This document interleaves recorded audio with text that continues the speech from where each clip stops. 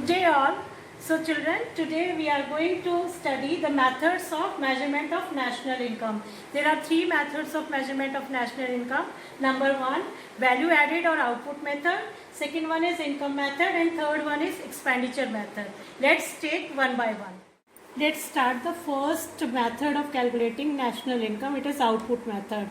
After identifying and classifying all the enterprises in the economy, maybe primary sector, secondary sector or tertiary sector, then we will be using this formula to calculate national income. The first step is you have to calculate gross value of output at market prices, or quantity into price that are to be calculated at the market prices. Or you might be given the sales directly. You will be adding the value of change in stock by deducting the value of opening stock from closing stock. Then deduct the value of intermediate cost, which is the expenses used in production of a commodity. This is intermediate cost. It may be purchase of raw material, import of raw material, or purchase of any intermediate good which is used in further production. Then we will be getting GVA TAMPI. आपको एक चीज़ ये ध्यान रखनी है, value हमने GVA GDP TAMPI और GVA TAMPI एक ही चीज़ होती है, लेकिन हमने GVA TAMPI इसलिए लिखा क्योंकि हम वैल्यू एडेड मेथड यूज़ कर रहे हैं. Then deduct the value of depreciation, NIT और NFIA एज यू विश. किसी का भी कॉन्सेप्ट है पहले या बाद में यूज़ कर सकते हैं to calculate our national income. Depreciation, NIT और NFIA का कॉन्सेप्ट आपको पता ही है. Suppose we are taking side by side depreciation first, make it net, then we will be getting NDP at MP, then deduct the value of NIT to get domestic income, add the value of NFIA to get national income. Let's take one imaginary example. Particulars are given as we were given in the previous numericals. All figures are in thousands. Whatever is to be calculated, that is to be taken on the left hand side, and all values which are given to you, they are to be taken on the right hand side. Suppose we have to calculate NVATFC, it is also known as domestic income. According to these figures, apply our formula: domestic sales plus change in stock. If exports are given here, we have to add them because domestic word has been used. अगर खाली sales होता तो हम exports use ना करते क्योंकि वो उसमें already added होते हैं. Domestic है, that means we have exported something which has been produced in our domestic territory. Add the value of exports with domestic sales, then change in stock, closing stock minus opening stock, that comes out to be 50. When we will be putting the values, we will be getting 2,200 thousands. It is gross value of output at market price.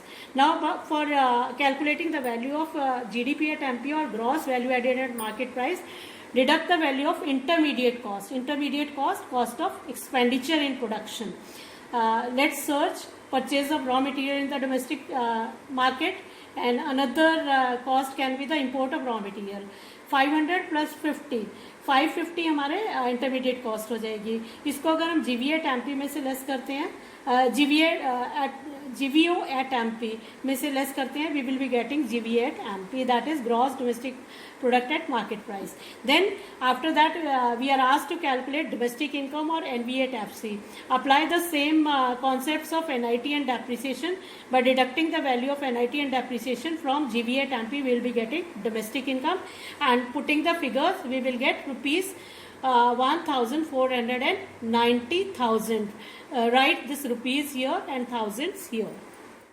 Now we will be solving another example related to value added method along with the concept of double counting. Let's take another example. If two firms are given, particulars are given here, rupees in lakhs, figures सभी इसमें lakhs में हैं. How we can calculate value added by A and B? Suppose A and B are the two firms. Same formula we will be applying. Value added by A. You will be calculating the value of output first. Sales plus change in stock of A. Look at the sales of A. This is 300. lakhs, and add the value of change in stock. Change in stock of by A is closing minus opening. Closing is 20 and opening is 5. It will be 15. Add the value of change in stock in sales. We will be getting value of output as 315 lakhs. Then deduct the value of intermediate cost of A. Now search the intermediate cost of A in the example. Purchases of A. Suppose purchases by A from firm B, it is 100. Then import of raw material by A, 100 plus 50, 150 are the intermediate cost of A. Deduct the value of IC from 315, we will be getting rupees 165 lakhs. It is value added by A. Similarly, we can calculate the value added by B. Suppose total sales of B are given 250 lakhs. 250 lakhs में से intermediate cost of B हम less कर देंगे. It is given as rupees 80 lakhs. Purchases by firm B from firm A, it is rupees 80 lakhs.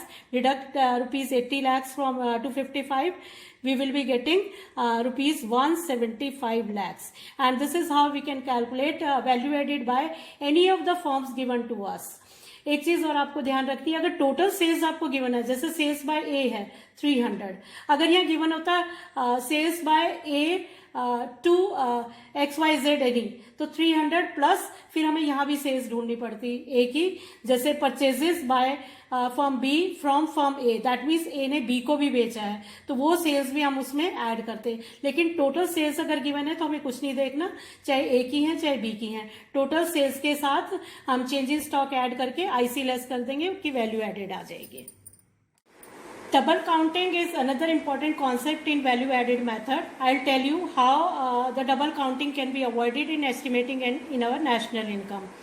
Double counting means counting the values of a commodity more than once. Suppose we are given the different firms, then value of output of these firms, intermediate cost of these firms, and how value added is converted from the value of output by deducting the value of IC of all the different firms in the example.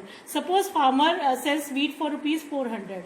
We don't know his intermediate cost कि उसको production में कितनी आई होगी. His value added is 400.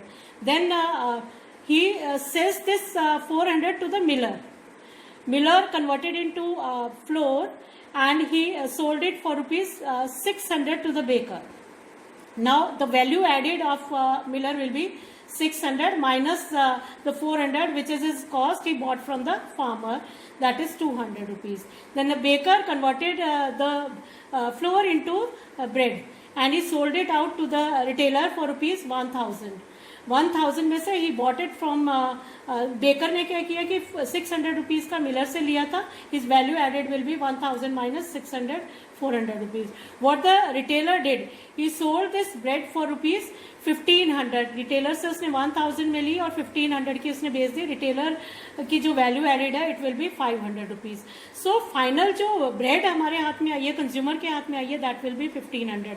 So either the value of 1500 should be added in the national income. अगर हम इन सबको add कर लेते हैं इट इज 3500. दैट मीन्स ये भी कहीं पर आपकी वैल्यू ऑफ आउटपुट है, ये भी है, ये भी है, ये भी है. It is value of output. अगर इसमें से हम इंटरमीडिएट कॉस्ट लेस कर देते हैं, total 400 plus 600 plus 1000, it again comes out to be the 1500 rupees. So either we will be adding in our national income 1500 here by value added by at different stages by the different firms, or the final value of the bread which has comes in the hands of the consumers. तो अगर या तो इसको लेंगे या इसको लेंगे तो हमारी जो वैल्यू है, आपकी डबल काउंटिंग वैल्यू है, वो खत्म हो जाएगी. That means to avoid double counting either we will be adding in our national income the value of the final product और value added at the different stages by different firms.